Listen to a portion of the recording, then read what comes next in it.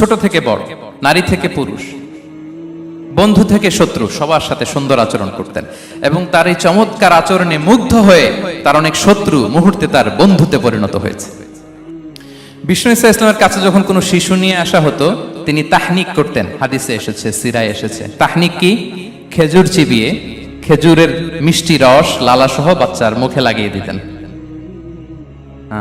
আলেমদের কাছে, অনেক আলেমদের কাছে আসে, আমার কাছে অনেকে এসেছে বাচ্চাদেরকে নিয়ে। তো আমরা এই সুন্নাহর উপর আমল হিসেবে খেজুর চিবিয়ে এর রসটা মুখে ঢুকিয়ে দিয়েছি। বারাকা, বিষ্ণু ইসা ইসলামের বারাকা নেওয়ার জন্য আসতো ছোট্ট বাচ্চাদেরকে নিয়ে। মদিনায় যখন সাহাবারা হিজরত করলেন মক্কা থেকে, মুসলিমদের ঘরে সন্তান সন্ততি নাই, বাচ্চা কাচ্চা হয় না।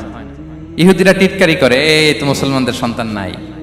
সর্বপ্রথম যেই সন্তান হয়েছে তিনি হচ্ছেন আয়েশা রাদিয়াল্লাহু তাআলা আনহার বড় বোন আসমা বিনতে আবু বকরের ঘর উজাড় করে এক সন্তান এসেছে, পুত্র সন্তান, নাম হচ্ছে আব্দুল্লাহ। কি নাম? আব্দুল্লাহ ইবনে জুবাইর। তো আসমা আব্দুল্লাহকে কোলে নিয়ে বিশ্বনবীর কাছে আসলেন। বিশ্বনবী খেজুর চিবিয়ে ওনার লালা মিশ্রিত রস খেজুর সহ মুখে লাগিয়ে দিলেন। তো আসমা সবসময় গর্ব করে বলতেন যে আমার সন্তানের পাকস্থলীতে সর্বপ্রথম যেটা ঢুকেছে এটা হচ্ছে বিশ্বনবীর লালা মিশ্রিত খেজুরের রস। আল্লাহু আকবার। বাচ্চারা আসলে বিষ্ণুনবী তাহনিক করতেন এবং এটা ল্যাবরেটরিক্যালি প্রুভড, সায়েন্টিফিক্যালি প্রুভড যে বাচ্চার জন্মের পরে এরকম মিষ্টি দিলে, স্পেশালি ডেটস নির্যাস যদি দেয়া হয়, তাহলে এটা তার ইমিউন সিস্টেম বাড়ায়, রোগ প্রতিরোধ ক্ষমতা বাড়ায়, তার ব্লাড সার্কুলেশন বাড়ায়, রক্ত সঞ্চালন বাড়ায়। বিষ্ণুনবী এটা করতেন। অনেক মায়েরা বরকতের জন্য বিষ্ণুনবীর কোলে বাচ্চা দিতেন।